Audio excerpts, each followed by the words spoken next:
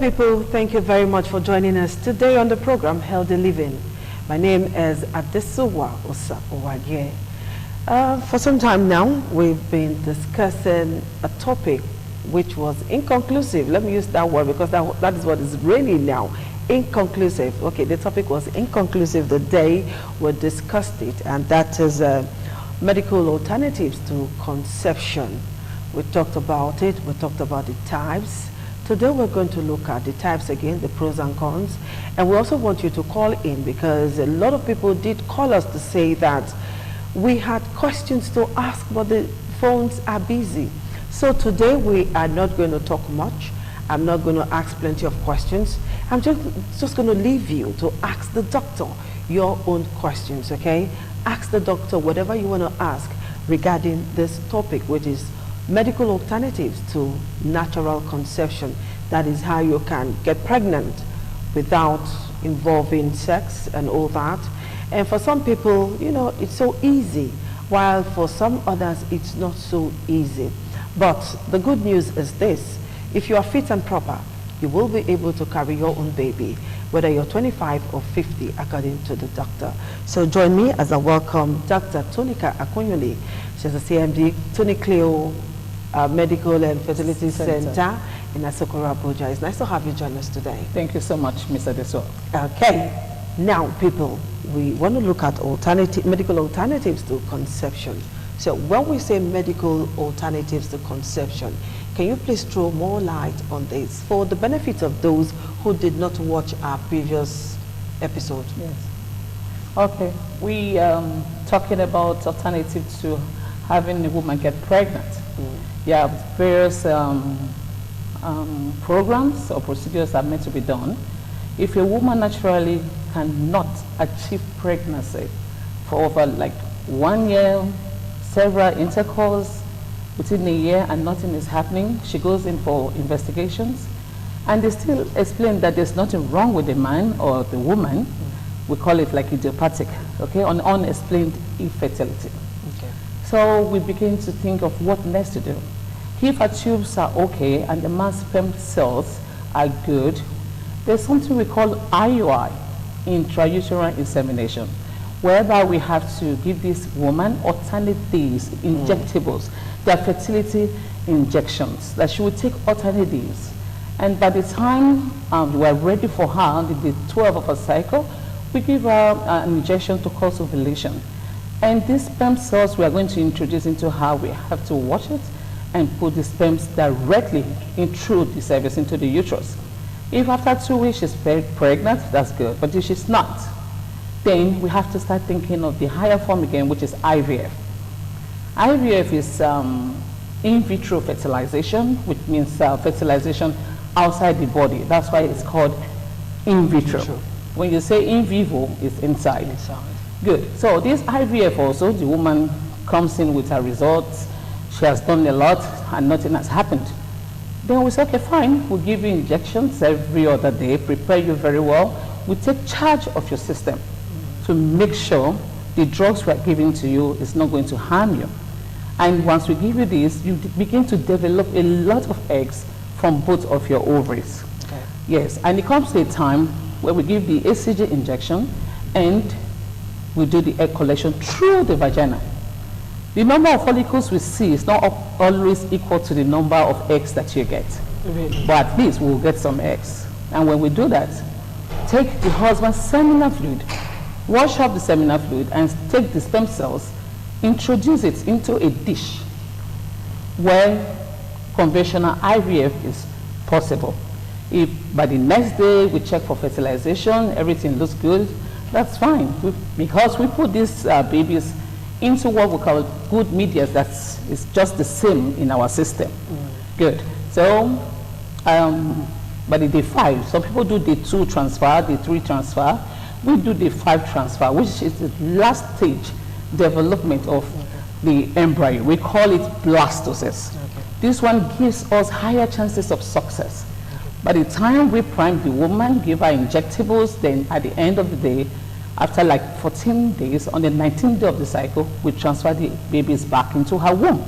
And once we do this, 2 weeks later, she's positive. Congratulations.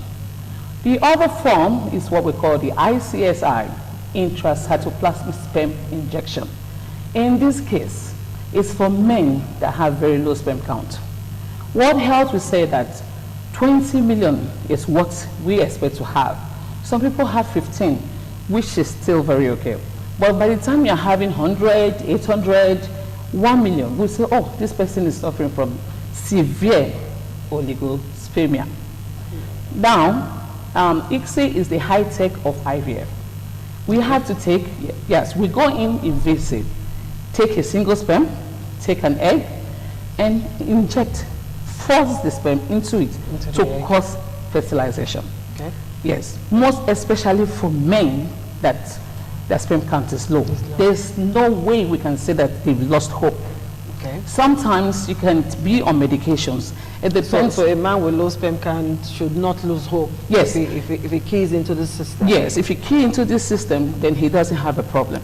So no matter how low it is, if it's so bad, then we can place you on medication for like 2 months.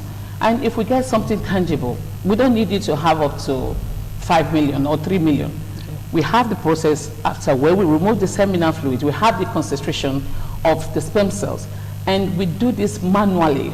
We call it like a mechanic work. It's a big machine, so that we can invade and introduce the sperm into the egg, forcing fertilization to take place. And this generates a lot of embryos. And at the end of the day, even if you were 20 years married, 17 years, they've been saying your husband has low sperm count, there was no hope. No, there's hope. Doing ICSI is perfect. Okay, let's look at the problems of all of those methods you've talked about. Yes, ma'am. What are the successes? What are the failures? Good. When a woman does IVF, there are do's and don'ts. There are some medications that women, they're trying to do conventional IVF. They go elsewhere, take some medications, and you're adding this to it. I said, no. Okay, maybe they do herbal. They do herbal, that's the word. And doing this. No, this is pure medicine. Pure medicine, you listen to us. When you listen to us, we give you the right medications for you to go ahead. There's no point in mixing. You do a little bit of herbal, do a little bit of medicine. Yes, it's not going to. It will contradict everything. Yes, yes, and it may be harmful to you because these herbals or medications you are taking outside what we are going to give you. Contrary to what and then before you know, they start screaming. The IVF is not working. Then you don't. And we're looking at medical alternatives to natural conception, ways to getting pregnant without actually doing the sex thing. And I still have with me Dr. Tonika Akunyoli. She is the medical director, Tony Cleo Medical and Fertility Center. And we are looking at a lot of things this afternoon. Okay, Doc, before we went on break, we did ask you a question. What are the problems you may encounter when you key into the system of IVF and the rest? And what are the successes? What do you do when you are trying to get pregnant to this means? If a woman comes into the system and she wants to do an IVF, she has to listen to the end of what we want her to do. Like I said earlier, there's no way you can combine the herbs or whatever you're taking to the medications we're going to give you. Sometimes patients will ask you, taking these hormonal drugs, is it not going to make me fat? Is it not going to do this? I said, excuse me, we are trying to help you to get pregnant. These injectables we are giving you, we know it's not going to cause any harm to you. Okay. Now, if at the end of this, it's safe, very safe. And if they become pregnant, they are just like every other woman that takes pregnant naturally. It's just the same way, just that you need to take caution because you know how much you are paid for this. You have to guide yourself and like a guiding egg. Yeah, because it's expensive. And it gets to a point we have to scan you, and if you have more than 4, 5, 6 babies and you're shocked and you're thinking of what to do, we tell you we have to go in for fetal reduction, and we take it up to 2 babies or to 3 babies. Okay. Now, but if you want to carry like 8, 9, 10 as it comes, is it possible? It's possible, of course. Because we heard the other day that somebody gave birth to 16 at once, 16 babies, 18 thereabouts. Yes. And you wonder, how possible is this? Yes, it may be that maybe, I don't know whether she did an IVF and then maybe most of the cells they divided, because sometimes you can transfer one blast and it divides more, and that's identical twins. Okay. But whatever it is, that woman you're talking about must have been on bed rest for a long time. In my own center, the woman just left to UK. She has 5 babies. She refused for us to actually do a reduction. That she can't wait for 21 years in an income tax. She don't worry, they'll take off. So she had all the 5. Oh yes. Then we support your pregnancy. There are some women that get pregnant and they're always having miscarriages. If you get pregnant, good for you. That's a natural way. But if you know you are having miscarriages, we have what we call the luteal support. He has to go through injections and suppository, and annually or rectally. Okay. Then once this is done, you must make sure you don't do heavy duties. Yes, because you know from yourself, you have too much. Yes, and don't eat food anyhow from maybe buka or whatever. The person must live a regimented life. Yes, eat good food, because you are different from the woman that got pregnant naturally before you get pregnant. All right, before people start calling in, we'd like to ask you these few questions. Now, we talked about people without special needs. Let's look at women or men with special needs. For somebody who is HIV positive, how possible is it for that person to get pregnant through this system? When we diagnose a patient with HIV status, seropositive, what we have to do is that we have to check for, she has to go more for CD4 count or the viral load. If it is that she has not been on treatment, then we have to place her on medications to help her with her immune system. So it's possible for such a person to have a child? Yes, of course. And even a man not who's child, HIV positive. children. I've had patients that HIV positive husband and wife, the first baby one, the second one was twins. And those children will be normal, free of HIV? Normal, yes, because like right now, when we talk about the semen, you see the virus will remain in the seminal fluid. The particular media we use to process sperm cells is different. It helps us to separate those viruses, debris out of it. And we are left with just the sperm cells. So it's not going to be affected. Even that of the woman, the same. Okay, let's see if we can get some calls now before we go to other questions. All right, people, you can actually call us on 052-290-573, 052-290-573. Give us a call. Ask the doctor your question. If you're having problems getting pregnant, if you think you have special needs, maybe you have cancer, and you're HIV positive, you are hepatitis B, you're old, you think age is not on your side, and you want to carry your own baby or babies, as the case may be, there is a doctor in the house ready to answer all of your questions. So don't go asking, I'm not a doctor, because after the program you find people calling my number. So I am not a doctor. I'm a presenter. The doctor is here. The professional is here. So Dr. Tonika is going to be answering all of your questions, all right?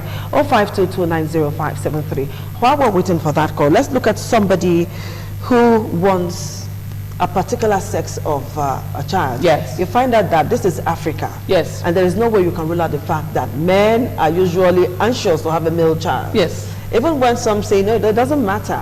It doesn't matter. I can go with girls. You know, deep inside of them, they still want to have a male child. And they will be scared to go meet their wives again to say, maybe they'll start looking for somebody else somewhere. Let me save this babe outside. This side chick can give me a son. And what if it happens that he's a girl? He wants to try another side chick. So is it possible for this person to have a male child through this process? And if yes, we need you to explain to us. It's very possible for someone to have the kind of cells or gender that she wants. If it's boys, girls, we have it 99.9% to do a sex selection for you. How possible is this? You pass through IVF, we remove the eggs through the vagina, and on the day 3 or day 5 of those cells, we remove them. We break the shell of the embryo and take some of it and send for analysis. This analysis is going to give us, this is a male child, male embryo, female embryo. So if you are actually asking for a male embryo, we have to separate the female embryo from mate. Then we prepare the woman back and transfer the baby. It is very, very possible, and it's also expensive and extensive procedure. What I tell you is 99.9% of what you want, and that's what you get. For such men who have plenty of female children, you can actually have a male if you go through this process. Yes. But it doesn't come cheap. That's yes, what it doesn't come cheap. Tell you. And I will tell the African men that you don't have to blame your wife and the family or relatives around you or your friends. It's not the woman's fault. We, the women, our chromosomes, we have XX. And for the man, he has XY. Okay. If he meets with his wife and the woman has, she's bringing eggs and you are bringing eggs, you already have a girl. Yes, it is the man that gives us. That determines whether it's a male or female. Yes, because these chromosomes we have 23 from the man, from the woman, which makes 46. If he chooses the Y and then from the X, then you have a boy. But the society where we are, I want to speak. Go ahead. Oma do this. That is not the issue. Don't even argue with that woman. Okay. She met with her husband. It's what her husband gave her, and that's what she's producing. Okay. Yes, please. Please, don't throw trauma to women. And they keep trying. Before you know, they have 6 girls. Then the family is, oh, she didn't deliver any son. Low current. Let's go. Yes, she's always bringing low current. What is low current? Children are children. What is full current? They say, oh, your wife born, yes, let's say born. Now low current. That's very wrong. Okay. It's very wrong. It is what you, the man, give to her. That's what she's going to get. Okay. It's yes, like a computer. What you feed into it is what it will bring. Yeah, that's what you got. All right. So the number is 053 290-573. So please call us. Let us hear from you. All right. While we're talking about that, let's look at this issue of cancer. While on radio the other day, a man called to say that after prostate cancer procedure, he's unable to make his wife pregnant. Yes, because why is that? Yeah, people with cancer already diagnosed. Yes, and it depends on the stage at which that diagnosis took place. Yes, we have men that come around quickly before they go for chemotherapy. We have to freeze their sperm cells before they undergo their chemotherapy. I'll make an example. I have a patient right now. She's carrying twins. She came all the way from Benin to Abuja. She went through the same process. Yes, she had breast cancer. They were left to the other side, and she was scared because now we're going to use hormones. And she was scared that this would do. I said, no, there's no research yet to say that the medications we give for IVF can cause cancer. No, so she has to come. She told me how long she stayed in UBTH, and some people died, so she remained there. Now she can't produce eggs anymore, but her uterus was there. And we started it. And by the grace of God, she will deliver soon. Yes. So for the women, did she go through chemo? Yes, she did. And it didn't affect the... No. Well, it affected the eggs. That's what I'm saying. Okay. The how did you get eggs? We have to now sort for egg donor. Okay. Yes, that's where egg donations come in. But for some of the men that didn't know of this before undergoing chemotherapy, and they can't still sleep with their wife, or the wife is not getting pregnant because there are no sperm cells, because this is enough to destroy most of the sperm cells. So some people that know at the beginning, I have them, they come, save their sperm. Yes, we save them. Even if it's for 5 years you want to use it, if it's for the next 10 years you want to use it. How do you preserve the sperm to make it potent? Oh yes, you see, like we said, this is a high technology when it comes to childbearing. Now the main sperm cells, even if it's the embryo, the man doesn't live here in Nigeria or he has a problem, the best we do is that you meet with your wife, sexual, that's coitus interruptus. Yes, and the next thing, we'll give you a container, put your sperm inside, they bring it to yours. We wash and remove this debris, the seminal fluid, left with those sperm cells, dilute it with our sperm prep media, take a freezing media also, put in a container, then we put them in a DIWA that has liquid nitrogen to help us to keep these sperm cells alive, not alive, but frozen with minus 196 degrees. And when you want to use it, it comes out good. Yes. And okay, let's quickly take this call. Hello. Hello, good afternoon. I'm Mary, coming from Tubal. All right, Mary. Hello? Hello, Mary, we can hear you. I don't get the program. Okay. Only that I have a friend that gave birth last month. Okay, we are discussing medical alternatives to natural conception.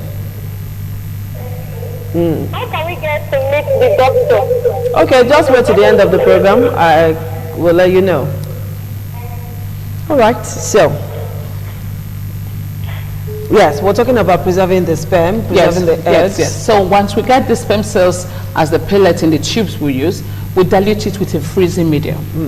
This freezing medium is also sperm friendly. We put them in tubes and then we take it back into a DIWA. The DIWA, like I said, is what's the DIWA? Yes. You're saying DIWA. Okay, let me say like a container. Like a container that has this liquid nitrogen that makes ice. Okay, and we insert the sperm. The names are written so you don't mix it up. Okay, and we put it, and it's frozen. If the man wants to go to Jamaica for the next 10 years, that's fine. Then the wife can be with us. If she wants to have repeated cycle, one cycle and all, we already know the man's sperm cells are there. Okay. Yes, it's frozen. So you can use that to fertilize the woman's egg. Yes. Once it's time for us to treat the lady, we bring out this semen, the sperm cells from the freezing media. We thaw. When we say we thaw, that's take it back to the normal temperature, 37 degrees. We wash it. Okay. Then. Hello. Good afternoon. Hello. Yes. Good afternoon. All right. Can you reduce the audio level on your television set, please?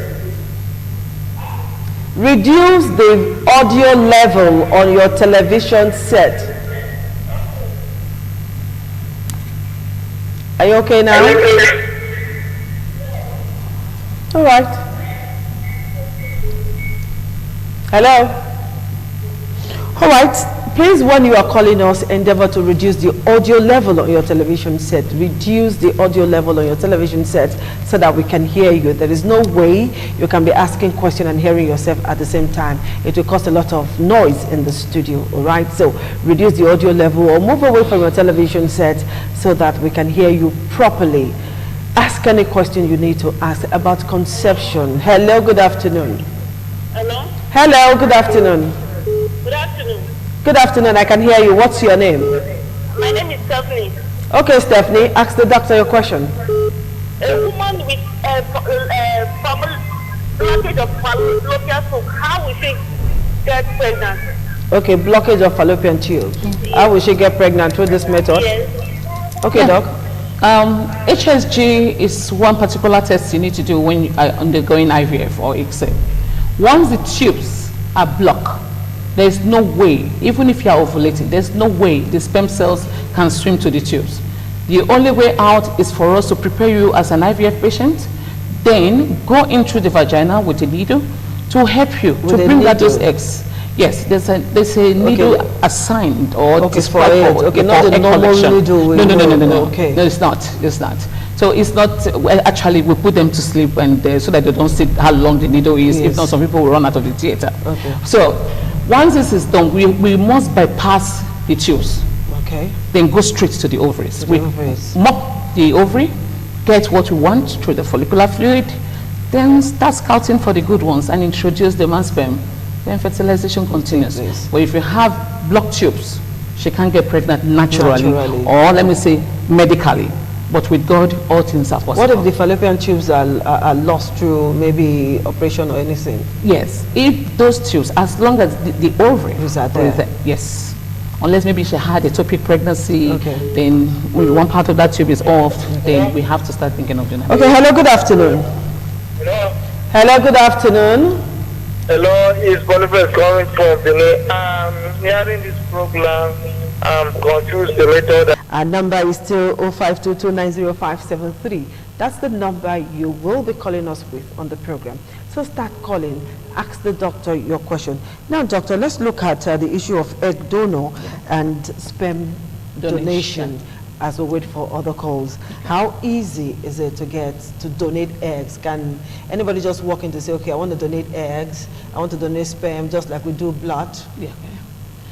Good. When we talk about egg donation, already before looking for an egg donor, your patient must have gone through investigations. If her hormonal profiles are like shooting the sky, really elevated, we already know. Even if she feels like she ovulates or she's telling us she's 50, she's still menstruating.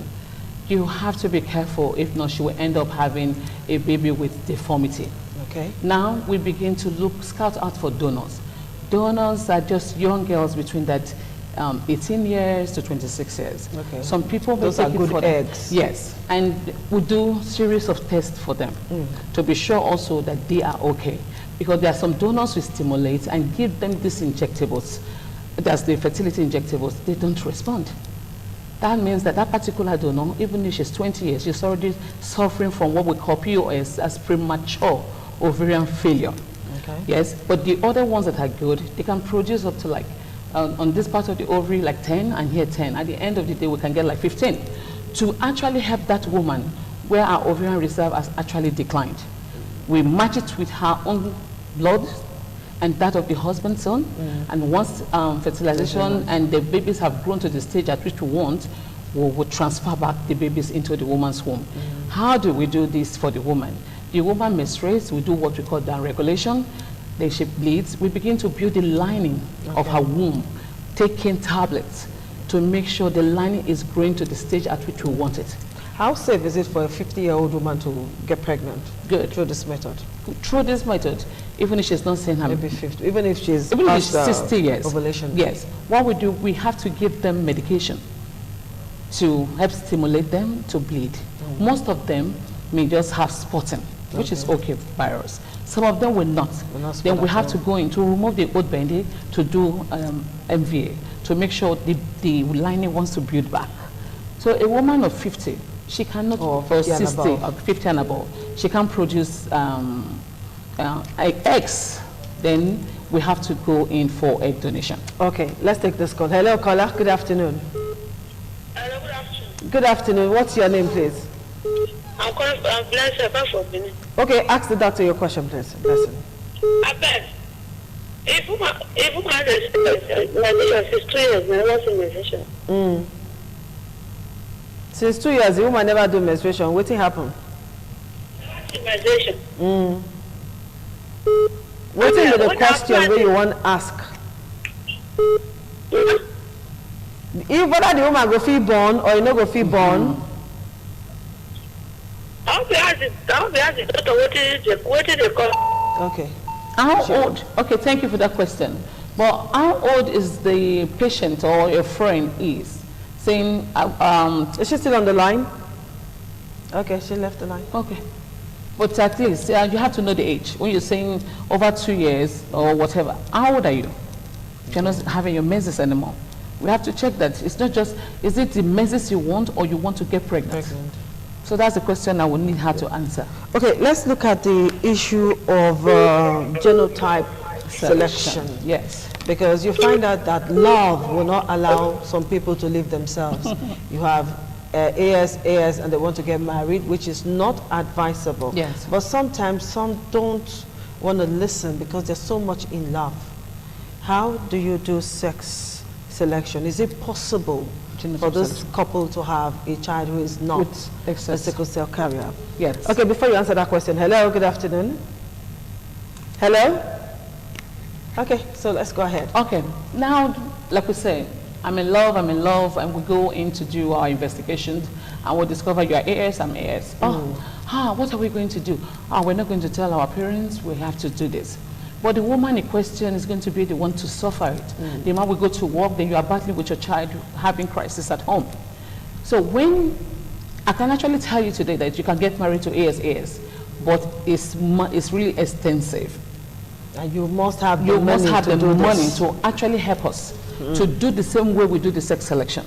Okay. Taking your husband's sperm, taking your eggs, we'll do the same way. Break the shell of the embryo, remove them. We send them for analysis. Okay. And once this is done, results are like, this first number is SS, second is AS, this one is AA, the other one is SS. So by the time we get those results, we quickly go back to where we freeze those embryos, okay, remove the ones that are SS, okay, so that we don't miss it, because we come back with a lot of results, okay, that shows that you have a lot of AS, which is safer for you, and even if it's AA. But once sickle cell is already detected, we have to separate it from it. And I will still tell you it's 99.9% if you want to do that. Okay, hello caller, good afternoon. Hello? Hello, good afternoon. All right, 0522905573 is the number to call.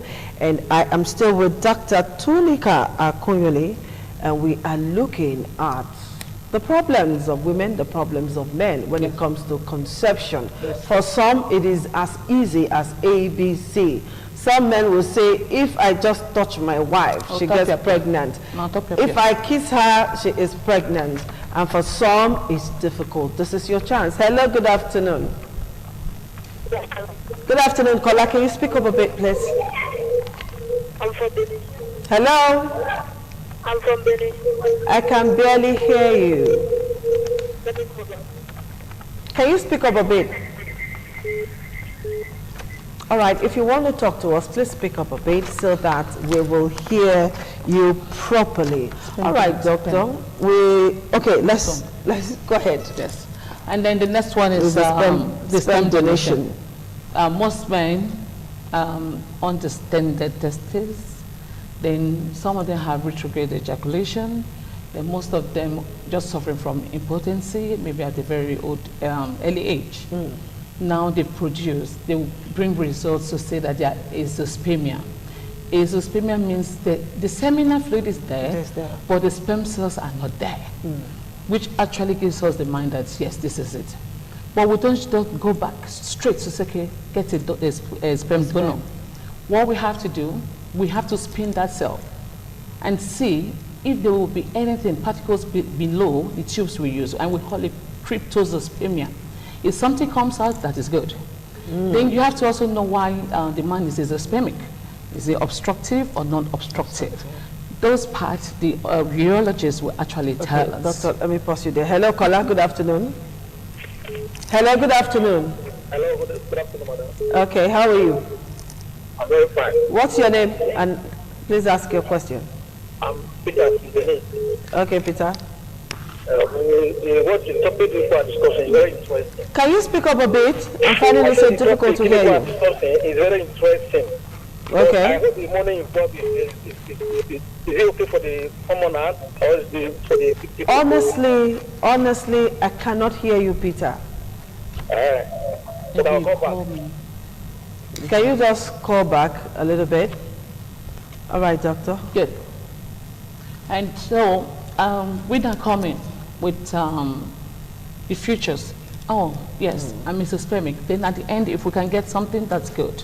Some people go back to the urologist, we have to call them, take a tissue, they call it like teaser, into the testes. Then we tease the cells and see if we see any live sperm cells. Mostly we see spermatids, that's the stages of formation into spermatozoa. And if it's not still there, then we have the option of, sir, we still couldn't get anything. I think we need to use a donor sperm. And then he's like, oh no, why this? Well, some people that have waited so long, they will come to me to confide and say, okay, please use a donor egg.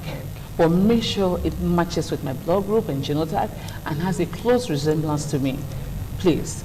And they don't want their wife to pass through that age whereby she will not be in that stage. We'll say our ovarian reserve has declined. Then they will say, okay, please do use a donor sperm. Yes. When people talk about donor sperm, donor egg, they say, but I'm not genetically the father, I'm not genetically the mother. And I also ask you a question. Once you're sick and they tell you have anemia and there's no blood in you, you go to the blood bank.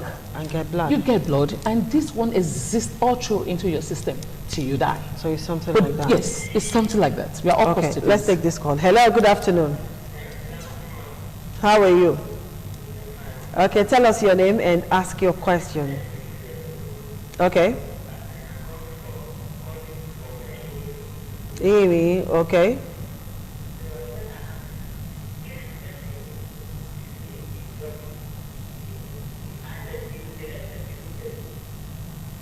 Ask your question again.